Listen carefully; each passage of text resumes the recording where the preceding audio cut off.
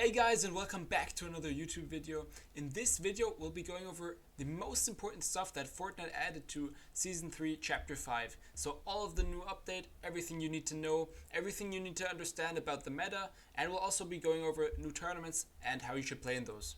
Make sure to leave a like and subscribe. I'm trying to get 1,000 subs so I can start hosting scrims and custom games, so make sure to do that. So let's start off with some map changes. So they added a whole new desert section down here. So a few different POIs, sandy steppes, which is basically like snooty steppes, basically same thing. Then what's completely new is brutal beachhead, redline rig, and nitrodome. At nitrodome, that's where a medallion definitely spawns, and then the other two medallions, so there's 3 medallions this season, they spawn randomly. So the only one that definitely spawns is at nitrodome. So yeah, we have these 4 different new POIs, whereas Sandy Steps is basically the old one. And some little smaller spots in between. Some really cool locations you should definitely check out for solo tournaments is this location right here. You get full shield instantly and full metal. There's not too much loot, but good mats and good shield. So check that out. Also, down here, this one you might be able to find enough loot as a duo. So this one you could check out as a duo spot as well. If you're looking to change your drop spot, then check these 2 spots out. If not, just land at the same spot as last season, that's fine as well. We still have the green water that still gives you skulls, so if you're landing there, that's good. And yeah, everything else basically stayed the same map-wise. Now, there is a few changes to the loot pool. So, big thing that got changed is we now have nitro splash and nitro barrels. So these work for cars and players. So they added lots of new cars, as you probably already seen. And for cars, they increase the speed, the ramming power, and fuel consumption decreases, and it buffs the attached mods. With players, it also increases the speed, so you're faster. And a really cool and probably pretty OP thing is that you can run through walls now. So if you run at a wall, it does 300 damage. So wood and brick walls will fully break. Metal walls, if they're fully built, won't break, but brick and wood will fully break. So if you want to be safe, now if you're boxing up, build metal. You can sprint longer as well with those, and you have a reload speed increase, and another really good thing is you don't take fall damage. So if you're playing high ground in solo cup, for example, you won't take fall damage if you use this, so that helps you as well. Another thing that got added for rotation this season are the nitro fists. So you can use these 3 times. They have 3 uses and then they reload over time. So just like the katana basically, and you can punch or fly with them. So punching them just works normally how you would punch, and you fly by boosting upwards and then boosting forwards. You don't fly that long, it's not like the wings or anything, but you just get a little boost forwards. And then they do damage when you land. Additionally to that, we still have the fizz juice, so that's still there. So we have the fizz juice, the iron fist, and now the nitro splash for rotates, which is quite good.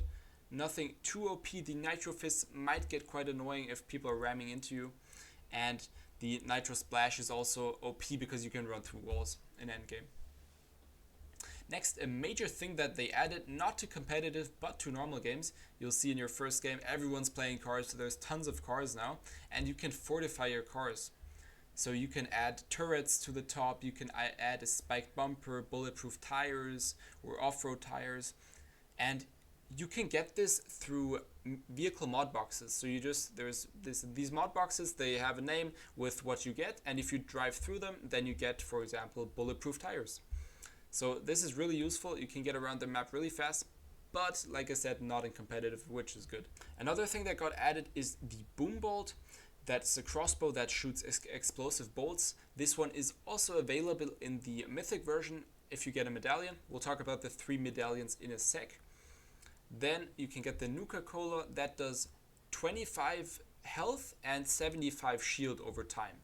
So you instantly get 25 health and then you get shield over time. Then last thing that got added is the kind cat eye that gives you 30 HP, and that's basically like a cactus you can break, and just like in older seasons where you just broke these plants and they gave you shield and health. So yeah, that's all the new things. Now let's talk about the medallions. So there's 3 medallions, as we already said. One spawns at the same spot every time, and the other 2 are either in a car moving around or spawn at a different location in the desert. So number 1, there's the machinist medallion that gives you a assault rifle, combat assault rifle. This is really OP. It shoots insanely fast. Does 25 damage to the body. Really good. Way too fast.